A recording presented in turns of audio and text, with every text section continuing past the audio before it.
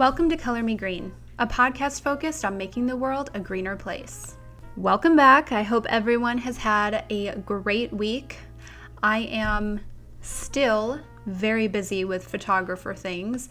I have about 5 shoots I have to edit and get out in the next 2-ish weeks, so that's great. No pressure. I actually have a photo shoot that I'm about to do right after I record this episode, so I'm trying to do it within a timely manner. So let's see how well I can do. It's currently 6:30. Let's see how long it takes. So for today's episode, we are discussing a few careers in sustainability. I know there are plenty of jobs in this field, but I found a few that seemed interesting enough to share, and maybe down the road I'll do another episode like this and share a different set of careers. If that's something you'd be interested in, just let me know. The first career we are discussing is an ecologist. First, it's important to know what exactly ecology is. According to the Ecological Study of America, ecology is the study of the relationship between living organisms, including humans, and their physical environment. Ecology provides information about the benefits of ecosystems and how we can use the Earth's resources in ways that leave the environment healthy for future generations. Ecologists study many types of relationships, ranging from microscopic bacteria in a fish tank to interactions between thousands of plants, animals, and other organisms living in the wild. For example, they may research how the life in forests, deserts, wetlands, and other ecosystems interact with each other and their environments. One example of this being how the return or removal of a predator species affects another species in the area, or the strengths and weaknesses of invasive species compared to native species. Ecologists use their findings to solve environmental problems. For example, they may investigate factors in a disturbed ecosystem, anticipate potential efforts of proposed actions, or design sustainable practices. They may also do field work to collect and analyze data on environmental conditions or to assess or certify a habitat. They use this information to plan habitat management or environmental restoration projects, including procedures, resources, schedules, and budgets. They then communicate their recommendations to landowners, clients, and policymakers. So now that we have an idea of what ecologists do, let's discuss how to become one and the education requirements. Associate degrees are okay for lab, field, or research technician positions. Bachelor's degrees may help in getting work as program scientists in government or as environmental educators and teachers. Master's degrees are typically required for environmental consultants, environmental planners, and program managers in private industry. They are also required for program managers, wildlife biologists, and natural resource managers in government. Doctorates are required for faculty and research positions in academia and for any research position in the private sector, government, and nonprofits.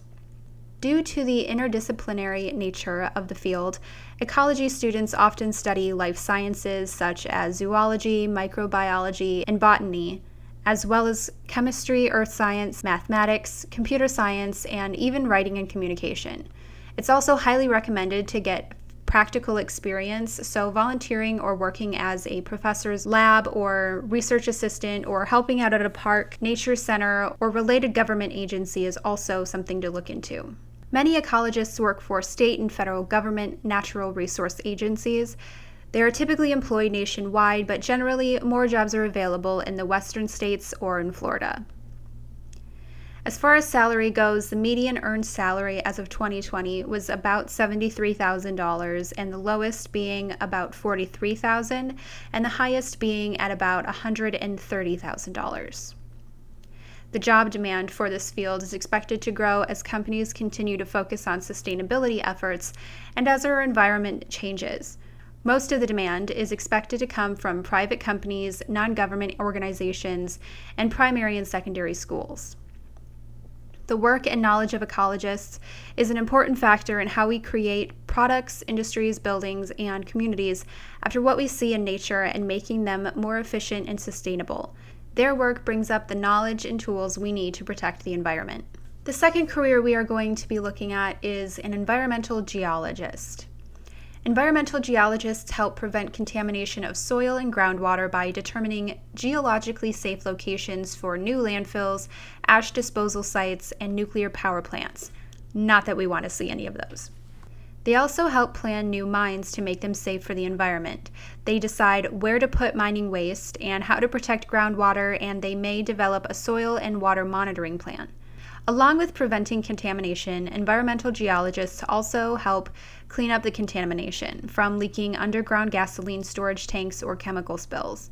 They also help to protect and restore water resources such as wetlands and coastal erosion.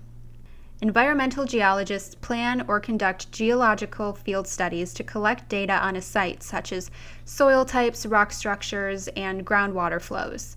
They use this information along with that gathered from maps, well logs, ground-penetrating radar, and aerial photos to better understand underground geological conditions and potential natural hazards, and then advise on how to reduce risk and restore contaminated sites.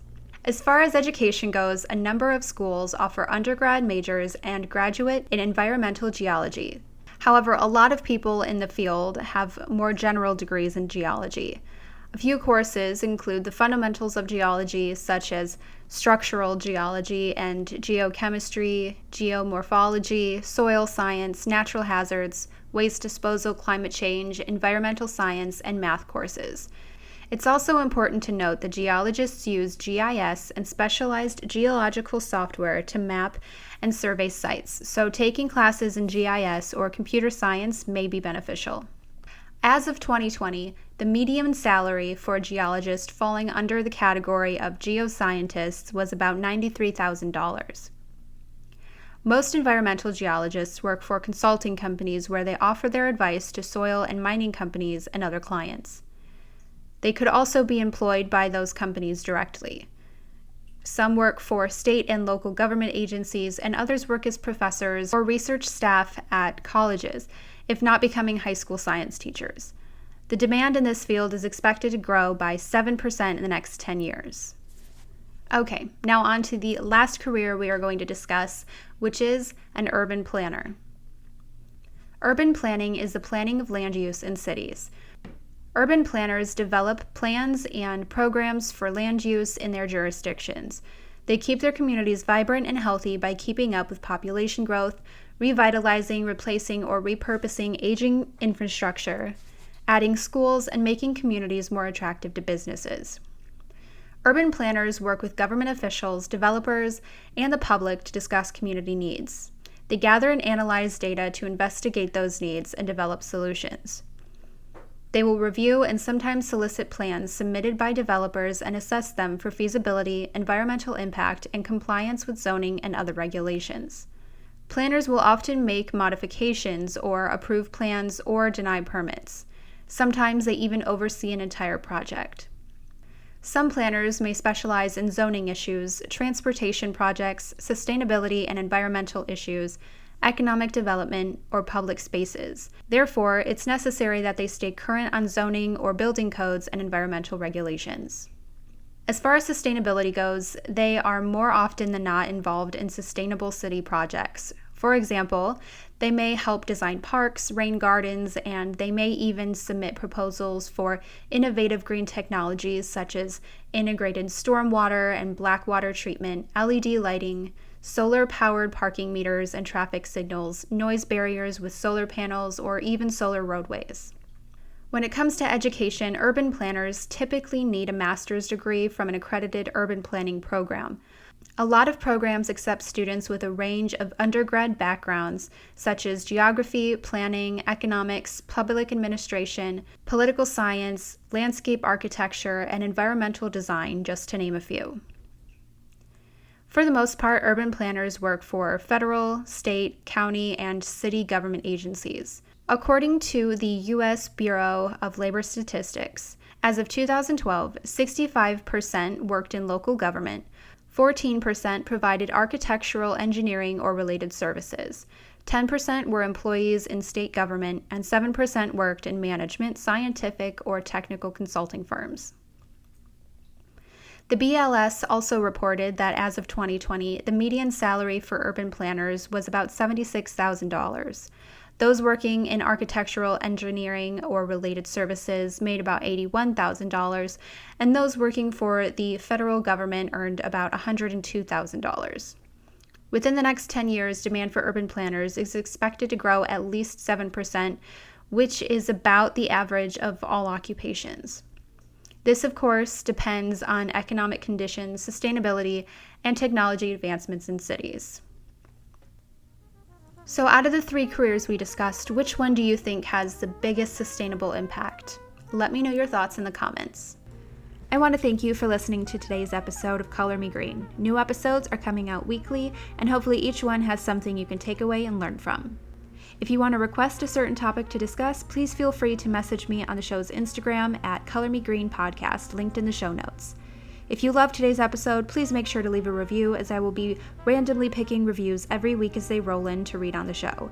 One of the best ways to help change the world is to share this episode with a friend and let them also learn what they can do to live more sustainably. And please remember to reduce, reuse, recycle, and live green. See you next week.